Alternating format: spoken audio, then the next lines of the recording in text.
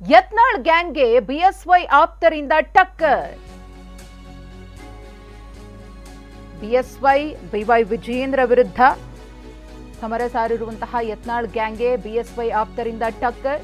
ಯತ್ನಾಳ್ ನೇತೃತ್ವದ ಸಭೆಗೆ ತಿರುಗೇಟನ್ನ ಕೊಡುವುದಕ್ಕೆ ಸಿದ್ಧತೆಯಾಗ್ತಾ ಇದೆ. ಬಿಎಸ್ವೈ ಬಣದಿಂದ ಲಿಂಗಾಯತ ಮುಖಂಡರ ಸಭೆ ನಡೆಸಲು ಪ್ಲಾನ್ ಮಾಡಿಕೊಂಡಿದ್ದಾರೆ. ಬಿಎಸ್ವೈ ಆಪ್ತರಿಂದ ಸಭೆ ನಡೆಸಲು ಭರ್ಜರಿ ತಯಾರಿ. ನಾಳೆ ವೀರಶೈವ ಲಿಂಗಾಯತ ಮುಖಂಡರ ಸಭೆ. ನೆಲಮಂಗಲ ದಾಬಸ್ಪೇಟೆ ಭಾಗದ ಮುಖಂಡರು ಭಾಗಿಯಾಗಲಿದ್ದಾರೆ.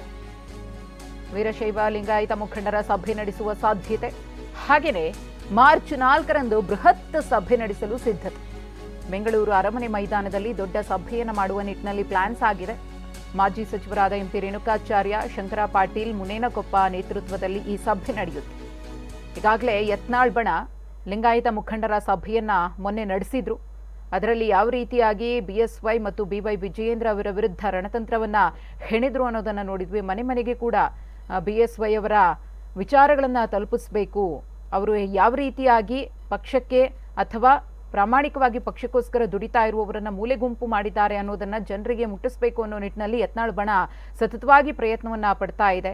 ಆ ಎಲ್ಲ ವಿಚಾರಗಳನ್ನ ಬಿಎಸ್ವೈ ವಿರುದ್ಧದ ವಿಚಾರಗಳನ್ನ ಹೈಕಮಾಂಡ್ಗೆ ಮುಟ್ಟಿಸುವ ನಿಟ್ಟಿನಲ್ಲೂ ಕೂಡ ಸಾಕಷ್ಟು ಪ್ರಯತ್ನಗಳು ನಡೀತಾ ಇದೆ. ಅದರ ಮುಂದುವರೆದ ಭಾಗವಾಗಿ ಲಿಂಗಾಯತ ಮುಖಂಡರ ಸಭೆಯನ್ನ ನಡೆಸಿದ್ರು. ಆ ಸಭೆಗೆ ಇದೀಗ ಬಿಎಸ್ವೈ ಬಣ ಟಕ್ಕರನ್ನ ಕೊಡೋದಕ್ಕೆ ಸಿದ್ಧವಾಗ್ತಿದೆ. ಈಗಾಗಲೇ ನಿರ್ಣಯ ಮಾಡಿದೀವಿ. ನಾಳೆ ಬೆಳಗ್ಗೆ ಅಂದ್ರೆ ಶುಕ್ರವಾರ 28ನೇ ತಾರೀಕು 12 ಗಂಟೆಗೆ ನೆಲಮಂಗಲ ಡಾಬಸ್ಪೇಟೆಯಲ್ಲಿ ಎರಡೂ ಸೇರಿ ಒಂದು ಕಡೆ ಮೀಟಿಂಗ್ ಮಾಡ್ತೀವಿ. 12 ಗಂಟೆಗೆ. 1 ಗಂಟೆಗೆ ತುಮಕೂರು ಜಿಲ್ಲೆ ಪ್ರಮುಖರ ಸಭೆ ತುಮಕೂರಿನ ವೀರಶೈವ ಲಿಂಗಾಯತ ಸಮುದಾಯ ಭವನದಲ್ಲಿ ಸಭೆ ಮಾಡ್ತೀವಿ 1 ಗಂಟೆಗೆ.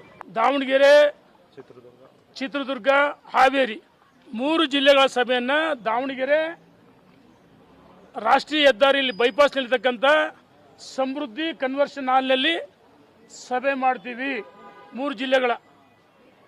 ನಂತರ 4ನೇ ತಾರೀಕು ಬೆಂಗಳೂರಿನ ಗಾಯತ್ರಿ ಗ್ರ್ಯಾಂಡ್ನಲ್ಲಿ ಚಾಮರಾಜನಗರ, ಮೈಸೂರು, ಮಂಡ್ಯ, ರಾಮನಗರ, ಬೆಂಗಳೂರು ಗ್ರಾಮಾಂತರ, ಹಾಸನ,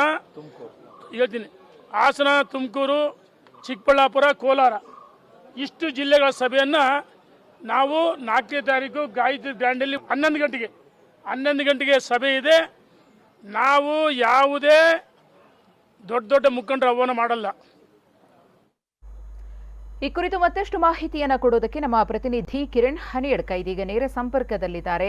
ಕಿರಣ್, ಯತ್ನಾಳ್ ಬಣ ಮತ್ತು ಬಿಎಸ್ವೈ ಬಣ ಈ ಎರಡೂ ಬಣಗಳ ನಡುವಿನ ಹಗ್ಗ ಜಗ್ಗಾಟ ನಿಲ್ಲುವ ಲಕ್ಷಣವೇ ಕಾಣಿಸ್ತಾ ಇಲ್ಲ. ಇವರಾದ್ಮೇಲೆ ಅವರು, ಅವರಾದ್ಮೇಲೆ ಇವ್ರ ಮಾತಿಗೆ ಅವರು ಕೌಂಟರ್ ಕೊಡೋದು, ಅವ್ರ ಮಾತಿಗೆ ಇವ್ರು ಕೌಂಟರ್ ಕೊಡೋದು.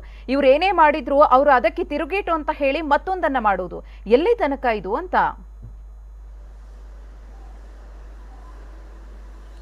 ಮಧುಶ್ರೀ, ಬಿಜೆಪಿ ರಾಜ್ಯಾಧ್ಯಕ್ಷ ಸ್ಥಾನದ ಬದಲಾವಣೆ ಅಥವಾ ಮುಂದುವರಿಕೆ ಈ ಒಂದು ವಿಚಾರ ನಿರ್ಧಾರವಾಗುವವರೆಗೂ ಕೂಡ ಯತ್ನಾಳ್ ಬಣದಿಂದ ಮತ್ತು ಯಡಿಯೂರಪ್ಪನವರ ಬಣದಿಂದ ಈ ರೀತಿಯಾದಂತಹ ಸಭೆಗಳು, ಅದಕ್ಕೆ ಕೌಂಟರ್ ಸಭೆಗಳು ನಡೀತಾನೆ ಇರುತ್ತೆ.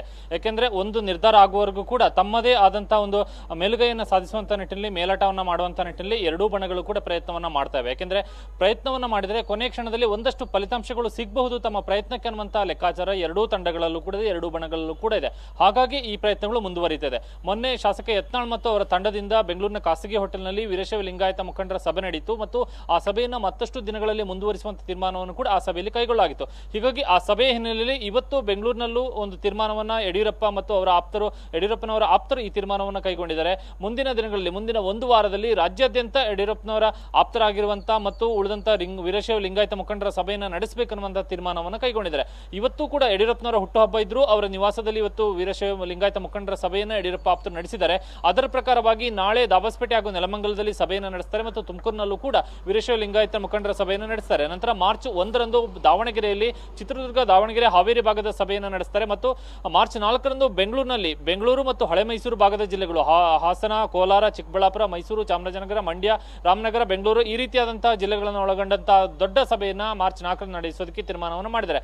ಇದೆಲ್ಲವೂ ಕೂಡ ಪೂರ್ವಭಾವಿ ಸಭೆಗಳ ರೂಪದಲ್ಲಿ ನಡೆಯುತ್ತೆ ಮಧುಶ್ರೀ. ನಂತರ ಕೊನೆಯದಾಗಿ ಬೃಹತ್ ಆದಂತಹ ಸಮಾವೇಶವನ್ನು ಕೂಡ ಮಾಡೋದಕ್ಕೆ, ವೀರಶೈವ ಲಿಂಗಾಯತ ಮುಖಂಡರ ಸಮಾವೇಶ ಸಮಾವೇಶವನ್ನ ಮಾಡೋದಕ್ಕೆ ಕೂಡ ತೀರ್ಮಾನವನ್ನ ಮಾಡಲಾಗಿದೆ. ಈ ಸಮಾವೇಶಕ್ಕೆ ಸ್ವಾಮೀಜಿಗಳನ್ನ ವೀರಶೈವ ಲಿಂಗಾಯತ ಸಮಾಜದ ಸ್ವಾಮೀಜಿಗಳನ್ನು ಕೂಡ ಆಹ್ವಾನವನ್ನ ಮಾಡಿ ಸಮಾವೇಶವನ್ನು ನಡೆಸೋದಕ್ಕೆ ತೀರ್ಮಾನವನ್ನ ಮಾಡಲಾಗಿದೆ. ಇದರ ಉದ್ದೇಶ ಇರುವಂತದ್ದು ವಿಜೇಂದ್ರ ಮತ್ತು ಯಡಿಯೂರಪ್ಪನವರ ಬೆನ್ನಿಗೆ ವೀರಶೈವ ಲಿಂಗಾಯತ ಸಮುದಾಯ ಇದೆ ಅನ್ನುವಂತ ಸಂದೇಶವನ್ನು ಕೊಡುವಂತ ಉದ್ದೇಶದಿಂದ ಈ ಸಭೆಯನ್ನ ಯಡಿಯೂರಪ್ಪ ಆಪ್ತರು ಆಯೋಜನೆಯನ್ನ ಮಾಡ್ತಿದ್ದಾರೆ. ಅದಕ್ಕೆ ಪೂರ್ವಭಾವಿ ಸಭೆಯನ್ನು ಕೂಡ ಮಾಡ್ತಿದ್ದಾರೆ. ಇದಕ್ಕೆ ಕಾರಣ ಆಗಿರುವಂತದ್ದು ಯಡಿಯೂರಪ್ಪನವರ ವಿಜೇಂದ್ರ ಅವರನ್ನ ಬದಲಾಯಿಸಬೇಕನ್ನುವಂತ ನಿಟ್ಟಿನಲ್ಲಿ ಯತ್ನಾಳ್ ಮತ್ತು ತಂಡ ನಡೆಸಿರುವಂತಹ ಪ್ರಯತ್ನ ಏನಿದೆ ಅದಕ್ಕೆ ಕೌಂಟರ್ ಆಗುವಂತಹ ನಿಟ್ಟಿನಲ್ಲಿ ಈ ಒಂದು ಸಭೆಯನ್ನ ಯಡಿಯೂರಪ್ಪನವರ ಆಪ್ತರು ಮಾಡ್ತಾ ಇರುವಂತದ್ದು. ಹಾಗಾಗಿ ರಾಜ್ಯಾಧ್ಯಕ್ಷ ಸ್ಥಾನದ ವಿಚಾರವಾಗಿ ಒಂದು ನಿರ್ಧಾರ ಆಗೋರು ಕೂಡ ಈ ರಾಜಕೀಯವಾದಂತಹ ಮೇಲಾಟಗಳು ಬಿಜೆಪಿಯಲ್ಲಿ ಮುಂದುವರಿತಾನೆ ಇರುತ್ತೆ. ಮಧುಶ್ರೀ, ಧನ್ಯವಾದ ಕಿರಣ್ ತಮ್ಮ ಮಾಹಿತಿಗಾಗಿ.